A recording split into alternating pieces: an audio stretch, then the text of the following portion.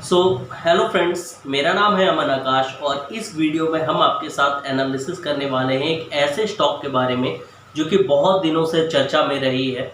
आप जब भी न्यूज़ खोलते होंगे, जब भी कोई भी आप फाइनेंशियल न्यूज़ देखते होंगे, हो सकता है कि आपको हेडलाइन में इस स्टॉक के बारे में दिख जाता होगा और इसका नाम है वोडाफोन आइडिया लिमिटेड। यस दोस्तों, ये इंडिया की टेलीकॉम कंपनीज़ की टेलीकॉम सेक्टर की वन ऑफ द कंपनीज़ में आती है।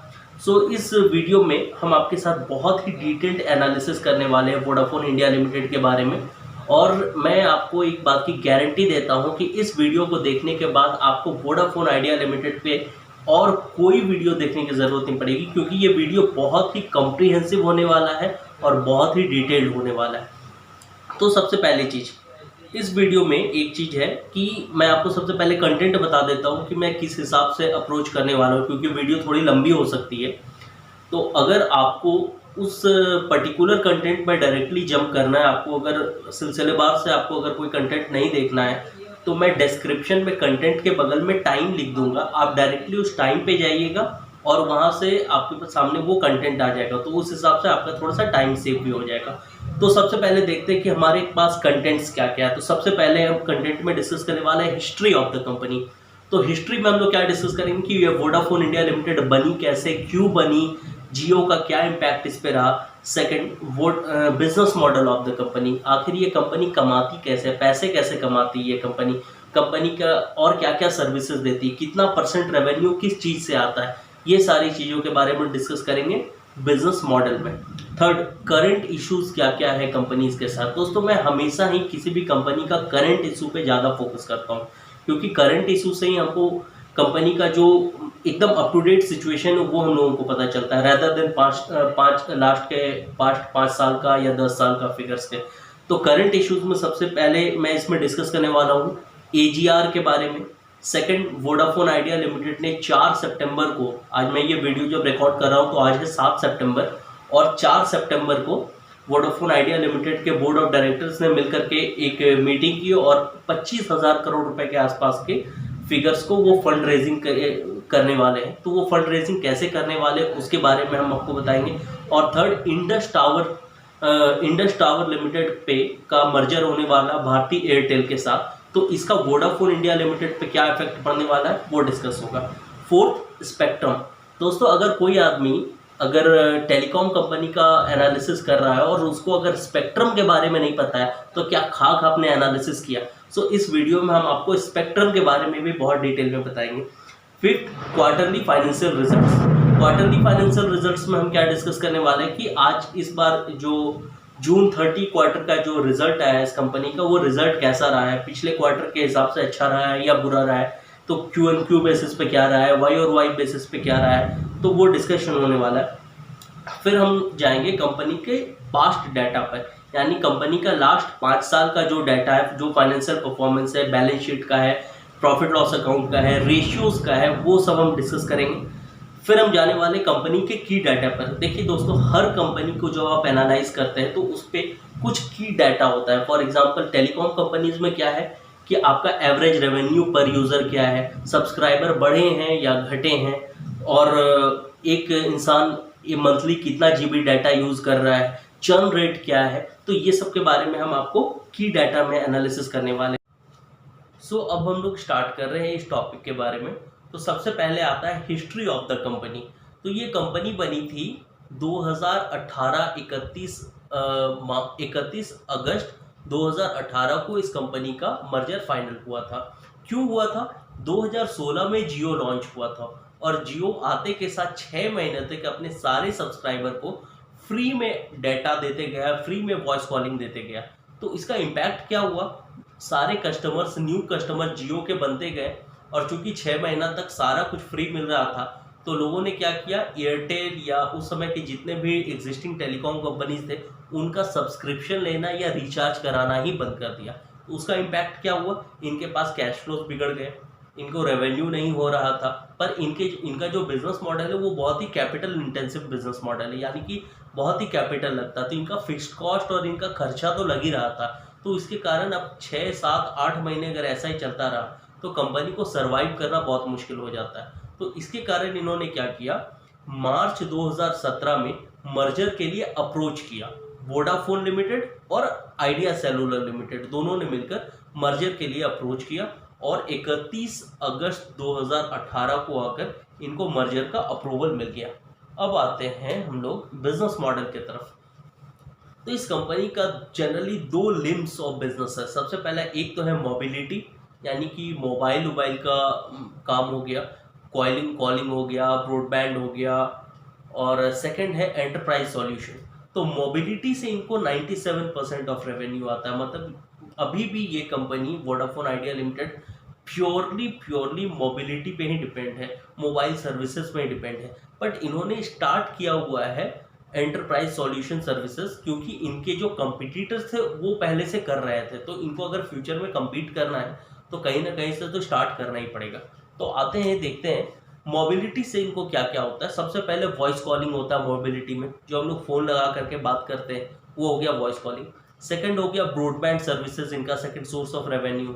तो ब्रॉडबैंड सर्विसेज में ये जो है यू ब्रॉडबैंड इंडिया लिमिटेड एक नाम की एक कंपनी है, इन्हीं की होली ओन सब्सिडरी कंपनी है, उसके थ्रू ये ब्रॉडबैंड सर्विसेज देते हैं। और थर्ड हो गया कंटेंट ऑफरिंग। कंटेंट ऑफरिंग क्या है कि वोडाफोन लिमिटेड और आइडिया लिमिटेड दोनों ने ही अपना अपना एक ऐप बना रखा है। वोडाफोन वाले का नाम है VI मूवीज़ एंड टीवी और आइडिया वाले का नाम है आइडिया मूवीज़ एंड टीवी। इसमें ये क्या करते हैं, दुनिया भर की जितनी भी OTT प्लेटफॉर्म्स है, जैसे कि अमेजोन हो गया, नेटफ्लिक्स हो गया, सन नेक्स्ट हो गया साउथ वालों के लिए, उसके बाद Z5 हो गया, सोनी लिव हो गया, इन सब से ये टाई अप करके रखे हैं और उनके कंटेंट्स को अपने ऐप में दिखाते हैं। तो ये क्यों करना पड़ा, क्योंकि जियो जब का अगर कोई इंसान रिचार्ज करता है तो उसको जियो के सारे ऐप्स का एक कॉम्प्लीमेंट्री सब्सक्रिप्शन मिल जाता है। तो आप देखे होंगे कि जियो के साथ जियो सिनेमाज है, जियो सावन है।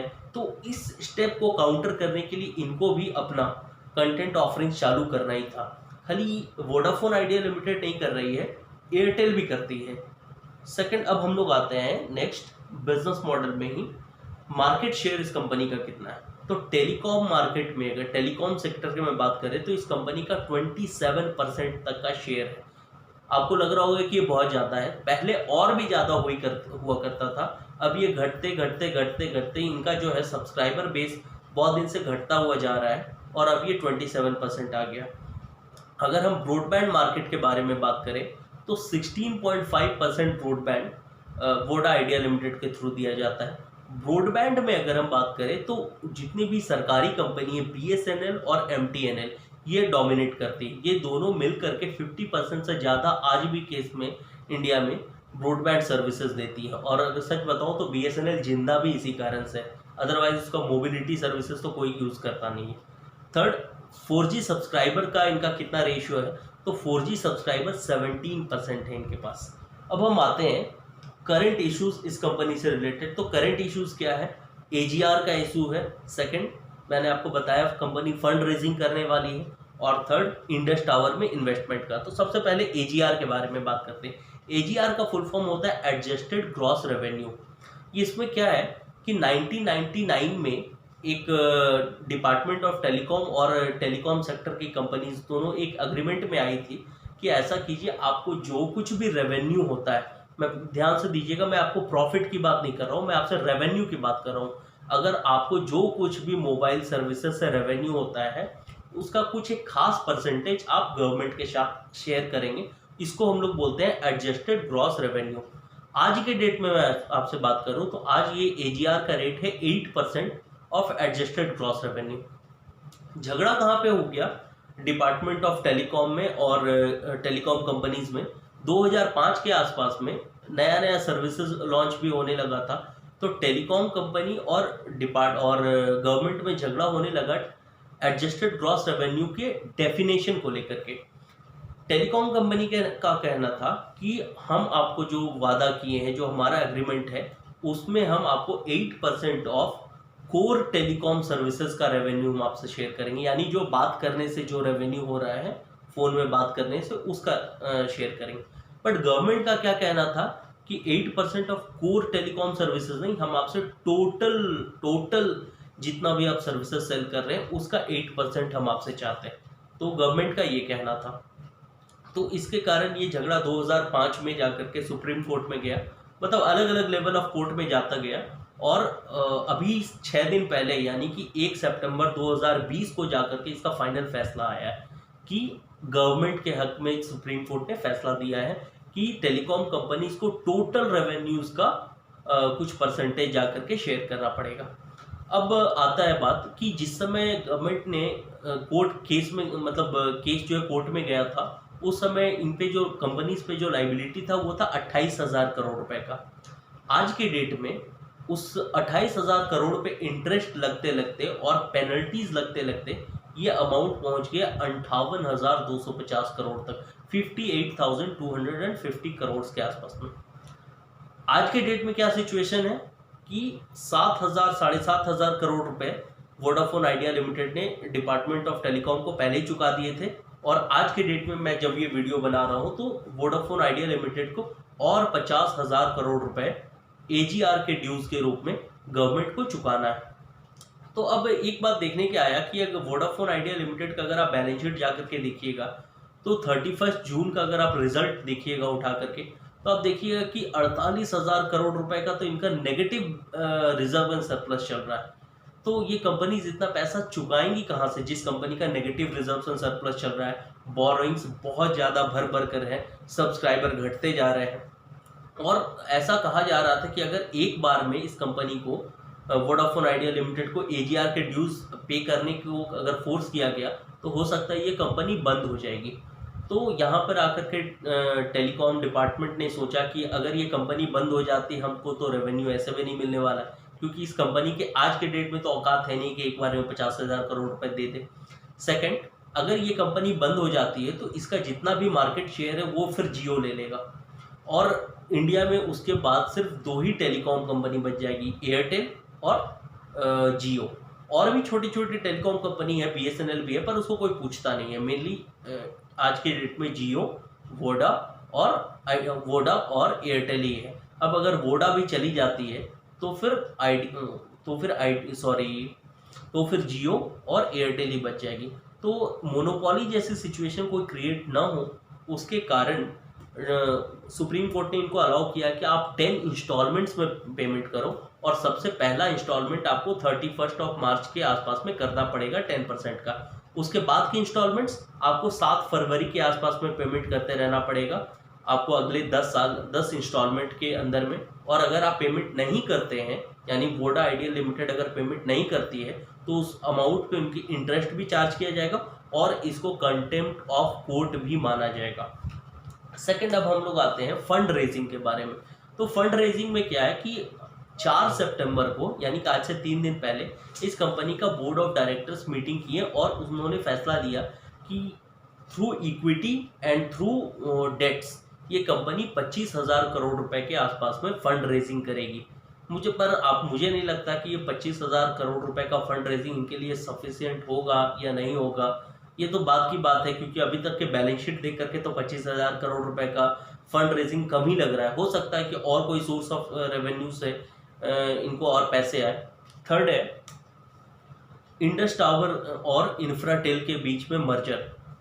आपको मैं बता दूं कि इंफ्राटेल और इंडस टावर के बीच के जो कंपनी में जो मर्जर होने वाला था वो ऑलमोस्ट कंप्लीट हो गया। इसमें वोडा आइडिया लिमिटेड को क्या फ़ायदा है? वोडा आइडिया लिमिटेड इस कंपनी में, इंडस टावर में 11.15% का स्टेक्स होल्ड करती। तो अगर ये 2 कंपनी का, इंफ्राटेल का और इंडस टावर का मर्जर हो जाता है तो वोडा आइडिया लिमिटेड के पास ये ऑप्शन है कि अपने 11.15% शेयर्स को बेच करके उससे पैसा वो ले सकती है, मोनेटाइज कर सकती है। तो मोनेटाइज करने पर इनको क्या फ़ायदा होगा? नियर अबाउट 4,000 करोड़ के आसपास इस कंपनी को मिल जाएंगे। ये एक फ़ायदा हो सकता है। अब आते हैं स्पेक्ट्रम के बारे में। स्पेक्ट्रम में क्या है, इस कंपनी के पास 1846 मेगाहर्ट्ज़ का स्पेक्ट्रम आज के डेट में है। 1846 मेगाहर्ट्ज़ का स्पेक्ट्रम है। इस 1846 मेगाहर्ट्ज़ में 1724 मेगाहर्ट्ज़, यानी कि लगभग 93% ऑफ टोटल मेगाहर्ट्ज़ का जो इनके पास स्पेक्ट्रम है वो लिबरलाइज्ड फॉर्म में है। लिबरलाइज्ड फॉर्म का मतलब क्या होता है कि इस 1724 मेगाहर्ट्ज में आप कोई भी टेक्नोलॉजी की रेडियो फ्रीक्वेंसी की आप टावर लगा सकते हैं, टेक्नोलॉजी यूज कर सकते हैं। 1 GB चल जाएगी, 2 GB चल जाएगी, 3 GB चल जाएगी, 4 GB चल जाएगी, और अगर फ्यूचर में 5G आता है तो 5G भी चल जाएगा। तो इसका फायदा क्या होने वाला है कि जब 5G, अभी कुछ दिन में ही 5G लॉन्च होने वाला है, तो इनको 5G इम्प्लीमेंट करने के लिए कोई अलग से स्पेक्ट्रम खरीदने की ज़रूरत नहीं पड़ेगी। यानी कि जो एग्जिस्टिंग स्पेक्ट्रम है इनके पास 93% का जो लिबरलाइज्ड फॉर्म में है, उसी स्पेक्ट्रम को ये यूज़ कर सकते हैं। सेकंड और एक बात है कि इनके पास 1724 में से 1316 मेगाहर्ट्ज का स्पेक्ट्रम जो है वो ये 2014 से 2016 के बीच में परचेज किए थे। तो इसका फ़ायदा क्या है कि इसकी जो वैलिडिटी है वो 2034 से 2036 तक है। यानी इनको 5G, 6G, 7G 2036 तक में कुछ भी आ रहा है इम्प्लीमेंट करने की इनको फुल आज़ादी, इनको स्पेक्ट्रम अलग से नया कोई खरीदना नहीं पड़ेगा। अब आते हैं क्वार्टरली रिजल्ट्स की तरफ। तो क्वार्टरली रिजल्ट्स इस कंपनी का अगर हम देखें, मैं एक बार लैपटॉप यूज़ कर रहा हूँ क्योंकि फिगर्स याद नहीं है। तो Q4 का अगर हम फिगर देखते हैं तो रेवेन्यू इनका 11,754 करोड़ था, 11,754 करोड़ था मार्च 2020 के क्वार्टर में। जून 2021 का जो क्वार्टर है उसमें इनका रेवेन्यू 10,659 करोड़ हो गया, जिसमें अगर आप ठीक से अगर परसेंटेज अगर आप निकालते हैं तो लगभग 9.3% का डाउनफॉल है। कंपनी ने बोला कि ये डाउनफॉल क्यों हुआ है, तो उन्होंने बताया कि कोविड-19 के कारण इनका रिटेल स्टोर्स बंद रहा था, उसके कारण ये रेवेन्यू ठीक से जनरेट नहीं हो पाया। सेकंड, वोडा आइडिया लिमिटेड ने अपने बहुत सारे सब्सक्राइबर्स को फ्री में कुछ स्टॉक टाइम और उनकी वैलिडिटी बढ़ाई थी, तो उसके कारण क्या हुआ, जो एग्जिस्टिंग कस्टमर्स थे उनको फिर से रिचार्ज करना नहीं पड़ा। तो उसके ये कंपनी ने ये हेल्प किया था ह्यूमैनिटेरियन ग्राउंड पे, बट उसका आपको मॉनेटरी तो कोई इम्पैक्ट दिखेगा नहीं। सेकंड, अब आते हैं एक्चुअली ये रिजल्ट, मैंने कंपनी का जो रिजल्ट आता है मैंने वहाँ से ये सारे फिगर्स लिए हैं। जो जो फिगर्स मुझे रेलेवेंट लगे, जो मुझे बोलना था, मैं यहाँ पर अपने स्लाइड में सिर्फ उन्हीं फिगर्स को इंक्लूड किया हूँ। फिर आता है एबिटा, अगर देखते हैं तो 4,380 करोड़ का था Q4 में। Q1 में अगर आप देखते हैं तो 4,098 करोड़ का, यानी 4100 करोड़ के आसपास का, यानी एबिटा में भी लगभग 6% का गिरावट है। थर्ड आते हैं depreciation and amortisation. Depreciation and amortisation telecom company का एक बहुत ही मेजर पार्ट ऑफ एक्सपेंडिचर होता है। क्यों? क्योंकि इनका बिजनेस कैपिटल इंटेंसिव बिजनेस है, टावर लगाना पड़ता है, बड़े बड़े ऑप्टिकल फाइबर्स लगाने होते हैं, तो कैपेक्स बहुत ज़्यादा होता है। तो अगर कैपेक्स ज़्यादा है तो डेप्रिसिएशन ज़्यादा होगा ही होगा। अब मैं आपको डेप्रिसिएशन के बारे में एक बात और बता दूं कि इंड एस 116 जब से इम्प्लीमेंट हुआ है, तो इंड एस 16 में क्या होता है कि आपको राइट टू यूज़ भी, अगर कोई एसेट है, यानी कोई एसेट है जिसका आपको फ्यूचर में भी यूज़ आपको मिलने वाला है, राइट टू यूज़ है अभी आपके पास, उसको भी आपको over a period of time में डेप्रिशिएट करना पड़ता है। तो उसका इम्पैक्ट क्या आया? इम्पैक्ट ये आया कि करंट Q1 में आपको जो डेप्रिशिएशन दिख रहा है 5,957 करोड़ रुपए, वो इंड एस का इफेक्ट को डिस्काउंट करने के बाद है। अगर हम इंड एस का इम्पैक्ट को डिस्काउंट न करें तो ये डिप्रिसिएशन कितना आता? 4,460 करोड़ आता है। ये कहाँ से पता चला? कंपनी के क्वार्टरली रिजल्ट से पता चला। फिर आते हैं इंटरेस्ट अमाउंट पे, तो इंटरेस्ट अमाउंट भी इनका थोड़ा सा घटा है। दूसरा बात है कि इंटरेस्ट अमाउंट भी इंड एस 116 के कारण इम्पैक्ट हुआ। अभी जो 3,748 करोड़ है, अगर इंड एस 116 का इम्पैक्ट हटा दें तो ये 3,170 करोड़ रुपए का इंटरेस्ट आता। तो ये जो एडिशनली जो 600 करोड़ 700 करोड़ रुपए का जो इंटरेस्ट आया है वो ड्यू टू इंड एस 116 आया। फिर एक्सेप्शनल आइटम, ये क्यों इंपॉर्टेंट है?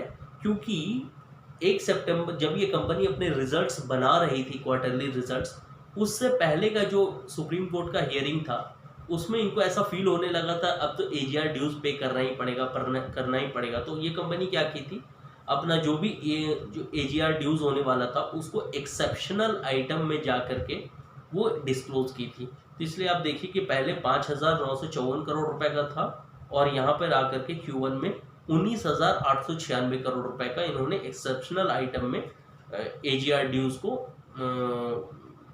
नोट किया है।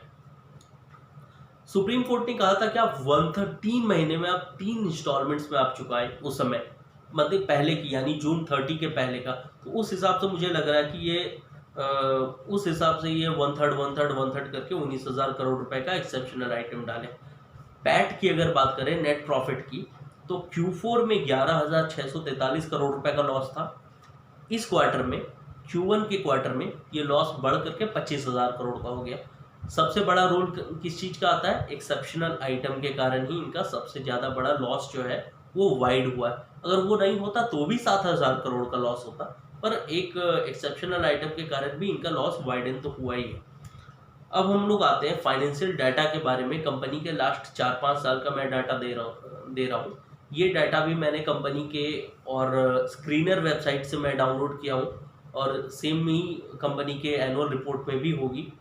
तो मैं यहाँ पे भी सेम सिर्फ वही डाटा आपके सामने लेकर आया हूँ जो मुझे रेलेवेंट लगता है। अगर आपको और भी डाटा देखना है तो आप स्क्रीनर या कंपनी की एनुअल रिपोर्ट जा करके देख सकते हैं।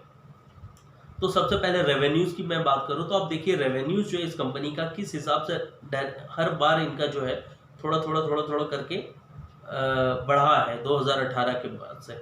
18 में इनका रेवेन्यू आकर के 28,279 करोड़ रुपया हो गया था, फिर वो बढ़ करके 37,000 करोड़ हुआ। और 2020 में एक बात और है, 2020 का जो फिगर्स है वो TTM बेसिस पे, ट्रायल 12 मंथ का। ये फिगर अभी ऑडिटेड नहीं है, एजीएम में आकर के ये अडॉप्टेड नहीं है, बट ये अभी आज के डेट में अगर चारों क्वार्टर का जो हम लोग क्वार्टरली रिजल्ट्स को अगर ऐड कर देते हैं तो ये फिगर आती है। तो ये इस हिसाब से इनका रेवेन्यू थोड़ा सा बढ़ता गया है 2018 के बाद से। डेप्रिसिएशन की बात करें तो देखिए 2019 में इनका 14,000 करोड़ था, 2020 में जाकर के हॉपिंगली ये इंक्रीज हो गया 24,000 करोड़। क्यों हुआ? वो इंड AS 116 के कारण राइट टू यूज वाले एसेट्स को भी जो है इनको डेप्रिशिएट करना पड़ा, उसके कारण ये इम्पैक्ट आया। फिर अगर हम लोग आते हैं इंटरेस्ट का फिगर देखते हैं तो इंटरेस्ट का फिगर भी 2019 के आसपास में 9,000 करोड़ के आसपास का था, जो कि 2020 के आसपास में आके 15,392 करोड़ का हो गया। ये भी क्यों हुआ? इंड AS 116 के कारण जो इम्पैक्ट आता है उसके कारण हुआ। सेकंड, जो अपना कंपनी का बोरोइंग है वो तो है ही है, 1,18,000 करोड़ रुपए का इस कंपनी का बोरोइंग्स है, तो इंटरेस्ट तो इनका बढ़ना लाजमी है। फिर अगर पैट की तरफ आते हैं तो पैट देखिए इस कंपनी का कभी भी ठीक नहीं रहा था। 2016 के आसपास में ठीक था, 17 से जो सागा स्टार्ट हुआ इस कंपनी का के बुरे दिन स्टार्ट हुए हैं। देखिए पहले 400 करोड़ का लॉस बुक की, फिर 4,000 करोड़ का लॉस बुक की, फिर 14,000 करोड़ का, और इस बार तो ट्रायल 12 मंथ के हिसाब से अगर हम देखें तो 73,000 करोड़ रुपए का ये लॉस बुक करते हुए दिख रही है। अब हम लोग आते हैं, आगे बढ़ते हैं बैलेंस शीट के डाटा की तरफ। बैलेंस शीट में जो मुझे रेलेवेंट लगता है तो सबसे पहले देखिए शेयर कैपिटल। देखिए शेयर कैपिटल कंपनी का हर बार इंक्रीज होता गया है। वो क्यों हो रहा है? कि इनको फंडिंग चाहिए हो रही है हर बार, तो उसके कारण फंडिंग, कंपनी के पास अपने पास सब कुछ पैसे बचे नहीं हैं, तो उसके कारण इनको फंडिंग चाहिए हो रहा है, और उस कारण से ये फिगर बढ़ता जा रहा है। रिजर्व सरप्लस अगर आप इस कंपनी का देखिए तो ट्रायल 12 मंथ में देखिए 22,000 करोड़ रुपए का नेगेटिव रिजर्व है इनके पास, तो उसके कारण कंपनी के पास अपना कोई पैसा है नहीं, अब ये उधार पे ही कंपनी ये चल रही है। डेट अगर आप जाकर के इस कंपनी का देखते हैं तो 2020 में ये 96,000 करोड़ रुपए का डेट है। और मैं यहाँ पर क्वार्टरली फिगर्स लेना थोड़ा भूल गया, पर मैं आपको बता दूं कि एज ऑन 30 जून इस कंपनी के पास लॉन्ग टर्म और शॉर्ट टर्म बोरिंग्स मिला करके 1,18,000 करोड़ रुपए का डेट है। उस 1,18,000 करोड़ में 92,000 करोड़ का जो डेट है इनका, वो स्पेक्ट्रम फी के रूप में है, यानी बैंक्स का ज़्यादा डेट नहीं है, गवर्नमेंट का ज़्यादा डेट है इनके पास। अब हम लोग आते हैं आगे के फिगर्स में, फाइनेंशियल रेशियोज कुछ देखते हैं जो रेलेवेंट लगता है। मार्केट कैप आज के डेट में जब मैं वीडियो बना रहा हूँ तो 34,000 करोड़ का है। सो आप देखिए आयरोनी, 34,000 करोड़ का मार्केट कैप है और डेट पड़ा हुआ है 1,18,000 करोड़ का। स्पेक्ट्रम मांगा जा रहा है 50,000 करोड़ का, तो ये साफ साफ पता चलता है कि ये कंपनी देने की औकात में नहीं थी, इसलिए 1/10 में जो है इनको स्टैगर्ड पेमेंट अलाउ किया गया। बुक वैल्यू पर शेयर देखिए 2 रुपए का से 2.08 है। इसका मतलब क्या है कि आज के डेट में अगर ये कंपनी बंद हो जाती है तो हर एक शेयर होल्डर को 2 रुपए मिलेंगे। पी रेशियो कंपनी का कुछ भी नहीं दिख रहा है क्योंकि कंपनी लॉस में है। डेट इक्विटी रेशियो, ये ध्यान देने वाली बात है, 16.11 का डेट इक्विटी रेशियो। आज के डेट में जब कंपनी में ये फैशन चल रहा है कि हम डेट फ्री कंपनी बनेंगे, इन्हीं का पीयर्स है रिलायंस जियो, रिलायंस RIL, वो debt free, virtually debt free company बनती हुई जा रही है। और इस कंपनी के पास में 16 गुना ज़्यादा, अपने इक्विटी से 16 गुना ज़्यादा का उधार पड़ा हुआ है। कैश कन्वर्जन साइकिल रेशियो, इसका मतलब क्या होता है कि आपको अपने कस्टमर से पैसे कितने दिन में आ रहे हैं। टेलीकॉम कंपनी के साथ यहाँ पे एक फ़ायदा रहता है। कैसे फ़ायदा रहता है? क्योंकि लोग रिचार्ज पहले कराते हैं और यूज़ बाद में करते हैं। 93% ऑफ द सर्विस जो इस कंपनी के है वो प्रीपेड फॉर्म में है, तो उसके कारण इनको पैसा पहले आ जाता है, तो वहाँ पर कस्टमर से इनको पैसा फंसना नहीं है। इंटरेस्ट कवरेज रेशियो इनका -0.50 है, जो कि बहुत ज़्यादा ख़राब है। और क्विक रेशियो इनका 0.17 है, यानी वो इंडिकेट कर रही है कि इनका लिक्विडिटी का भी प्रॉब्लम इसमें है। लिक्विडिटी भी इस कंपनी का कोई बहुत अच्छा नहीं। अब हम लोग आते हैं की डाटा के बारे में। हर कंपनी का कुछ की डाटा होता है, तो इस कंपनी का मैं आपसे की डाटा डिस्कस कर रहा हूँ। तो सबसे पहले आता है सब्सक्राइबर। सब्सक्राइबर अगर आप देखिए, तो मैं क्यों बता रहा था, इस कंपनी का सब्सक्राइबर रेगुलरली पिछले 5 क्वार्टर का आप डाटा उठा करके देख लीजिए, 32 करोड़ से आकर के 27 करोड़ के आसपास, 28 करोड़ के आसपास में पहुंच गया। और हर क्वार्टर में, यहाँ देखिए, यहाँ देखिए, यहाँ देखिए, यहाँ देखिए, यहाँ देखिए, हर क्वार्टर में इनका सब्सक्राइबर घटा है। Second, ARPU। ARPU का मतलब होता है एवरेज रेवेन्यू पर यूज़र। एक यूज़र एक महीने में इस कंपनी को कितने रुपए का रेवेन्यू क्रिएट करके देता है। तो इनका जो पिछले क्वार्टर में था वो 121 रुपये था, इस क्वार्टर में घट करके 114 रुपये हो गया। ये कुछ पिछले 2-3-4 क्वार्टर से बढ़ रहा था, बट शायद ये लॉकडाउन इम्पैक्ट है, उसके कारण जो है ARPU घटा। चर्न रेट की बात करें, चर्न रेट का मतलब क्या होता है कि कितने सब्सक्राइबर ऐसे हैं जो कि आपके सर्विसेज को छोड़ करके, सर्विसेज को बंद कर दिए और बंद करके किसी और ऑपरेटर के पास माइग्रेट करके। तो चर्न रेट इस कंपनी का थोड़ा कंट्रोल हुआ है इस क्वार्टर में, यानी 2% हुआ है, और पिछले 3-4 क्वार्टर से भी ये कंट्रोल करते जा रही है। एक शार्प डाउनफॉल दिख रहा है 3.3% से डायरेक्ट 2%। वो ये इंडिकेट कर रहा है कि शायद लॉकडाउन के कारण सारी दुकानें बंद थी, तो यूज़र के पास जो था वही था इनका फ़ोन, तो इनके पास ऑप्शन ही नहीं था चर्न करने का, तो हो सकता है उसके कारण इनका चर्न रेट फॉल किया हो। बाद बाकी सब्सक्राइबर इनका जो घटा है उसके बारे में कंपनी ने बताया कि लॉकडाउन के कारण इनके जो कस्टमर्स थे, इनके पास वो ऑप्शन ही नहीं था कि ये जाकर के इनके सर्विसेज को अवेल करें, क्योंकि सारे रिटेल शॉप्स तो बंद पड़े थे।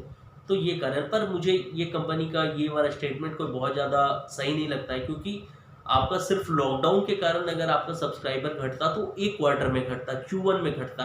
आपका तो लास्ट 5 क्वार्टर से आपका सब्सक्राइबर घटता हुआ जा रहा है, और अगर आप लास्ट के 2 साल 3 साल का डिटेल देखें तो लगातार घटता हुआ जा रहा है सब्सक्राइबर।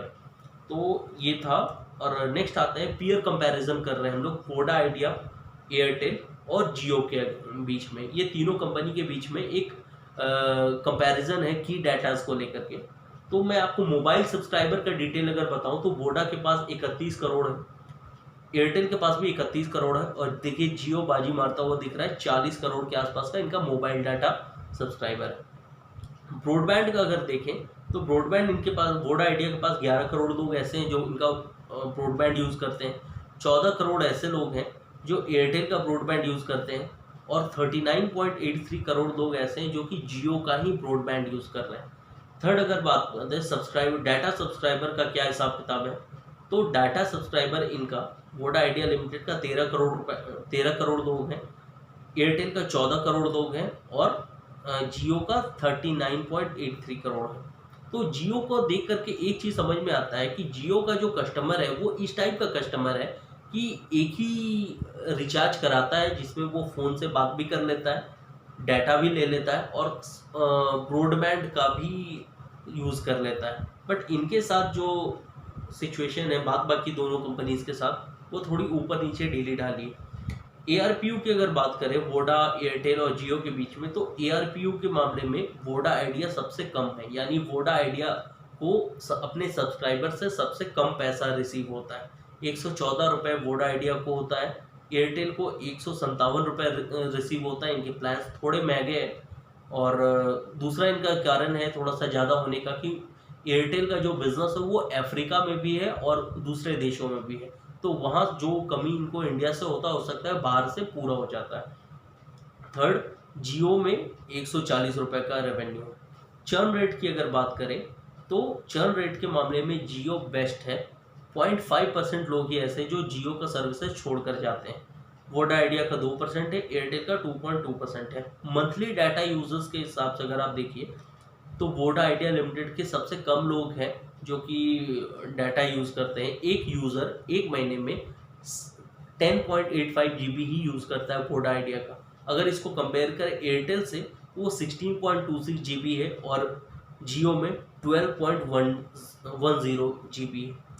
अब हम लोग आते हैं कुछ फाइनेंशियल डाटा कंपेयर करते हैं जियो के साथ तो नहीं, क्योंकि रिलायंस जियो जो है रिलायंस इंडस्ट्रीज लिमिटेड के साथ है और उसका सेपरेट डाटा जियो का मिलता नहीं है, तो इसलिए हम लोग वोडा और एयरटेल के बीच में कंपैरिजन कर रहे हैं।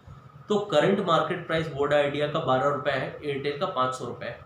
मार्केट प्राइस अगर बात करें तो वोडा आइडिया का 34,000 करोड़ है और एयरटेल का 2,85,000 करोड़ रुपए का मार्केट कैप है, तो वो ज़्यादा है।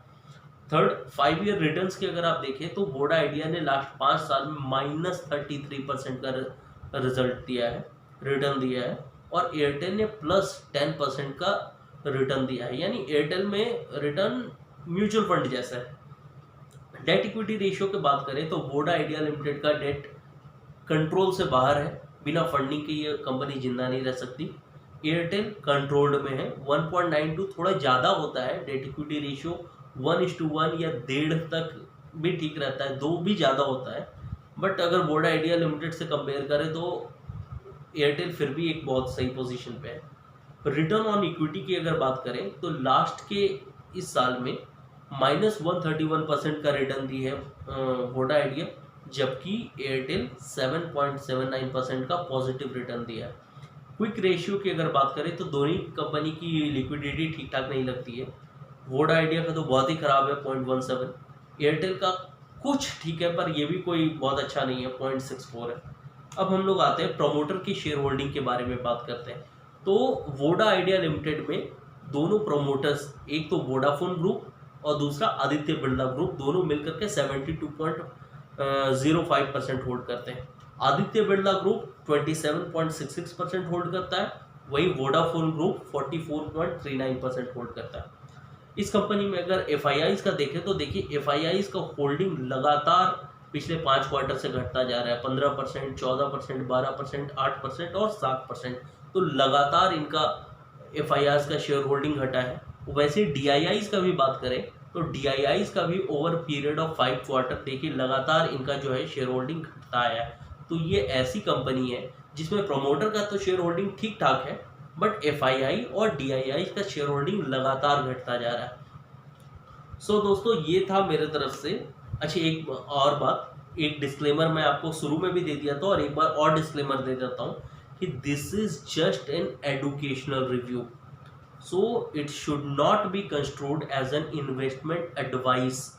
Mark my word very clearly, ये एक इन्वेस्टमेंट एडवाइस नहीं है, ये एक एडुकेशनल रिव्यू है आपको अवेयर कराने के लिए। कोई फाइनेंस स्टूडेंट होगा, कोई इन्वेस्टर होगा जिसको वोडा आइडिया के बारे में जानना होगा, मैं वो जानकारियां आपको दे रहा हूं। मैं आपको ये नहीं बोल रहा हूं कि ये कंपनी फ्यूचर में कैसा करेगी। तो अगर आपको कोई भी इन्वेस्टमेंट रिलेटेड डिसीजन लेना है तो आप अगर आपको कोई भी इन्वेस्टमेंट रिलेटेड डिसीजन लेना है तो आप अपनी खुद की रिसर्च करें या किसी सेबी रजिस्टर्ड इन्वेस्टमेंट एडवाइजर से जाकर सलाह लें।